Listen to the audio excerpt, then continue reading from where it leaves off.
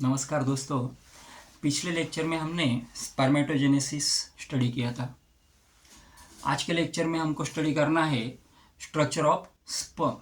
देखो, ये जो पॉइंट है, ये जो पार्ट है, बहुत ही इंपॉर्टेंट है एग्जाम पॉइंट ऑफ व्यू से। इसकी डायग्राम बहुत बार बोर्ड एग्जाम में पूछी जाती है फॉर 2 मार्क्स। और write note on sperm. Basically sperm cell जो है वो स्पर्मेटोजेनेसिस के प्रोसेस से तैयार होती है। It is male gamete. Sperm cell become male gamete. It is motile, having microscopic elongated cell.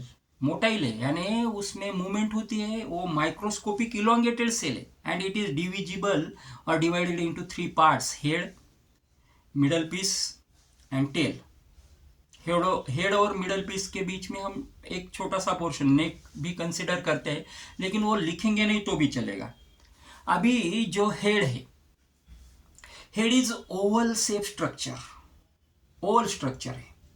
It contains haploid nucleus, क्योंकि बेसिकली ये मेल गैमेट है इसलिए ये हैप्लॉइड होता है। Single, it is having single set of chromosome, that's why the nucleus become haploid.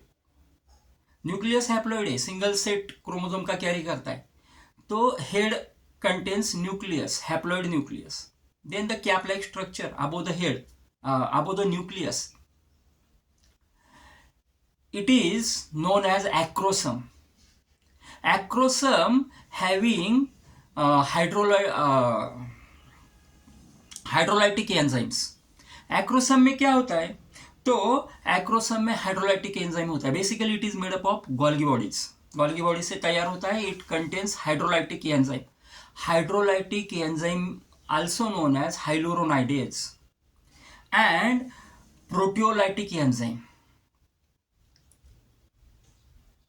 Hydrolytic enzyme में 2 प्रकार के एंजाइम्स होते हैं, हाइलोरोनाइडेज और proteolytic enzyme, which are working for penetration the ovum during the fertilization. Ova को penetrate करने के लिए ये जो एंजाइम है, ये एंजाइम वर्किंग करते हैं।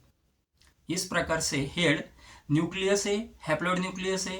कैप लाइक स्ट्रक्चर उसका है, उसको एक्रोसम बोलते हैं। एक्रोसम में 2 टाइप के एंजाइम्स होते हैं, हाइड्रोलाइटिक एंजाइम उनको हम बोलते हैं। और वो उनके फर्टिलाइजेशन के वक्त ओवा को पेनिट्रेट करने के लिए फंक्शनिंग करते हैं। देन उसके बाद आता है neck, just below the head. It is very short region. That region is known as neck. It contains proximal centriole and distal centriole. उसमें 2 centriole होते हैं, proximal और distal.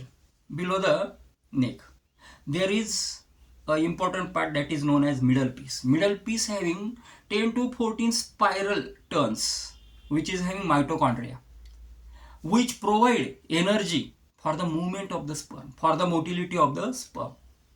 स्पर्म के मोटिलिटी के लिए, मूवमेंट के लिए माइटोकॉन्ड्रिया जो उसमें होते हैं मिडिल पीस में, वो एनर्जी प्रोवाइड करता है। And the last one that is nothing but tail. Tail का जो पोर्शन होता है, टेल के पोर्शन में क्या होता है कि tail contains, it is very long slender portion and having cytoplasm.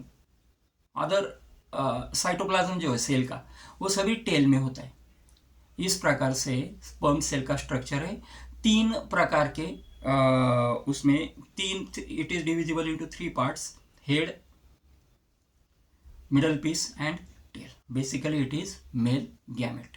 Important question है, इंपॉर्टेंट टॉपिक है, इंपॉर्टेंट पॉइंट है, आपको डायग्राम करनी पड़ेगी। अगले लेक्चर में, अगले वीडियो में हम स्टडी करने वाले हैं oogenesis। Thanks to all of you. Thank you. मिलते हैं अगले लेक्चर में।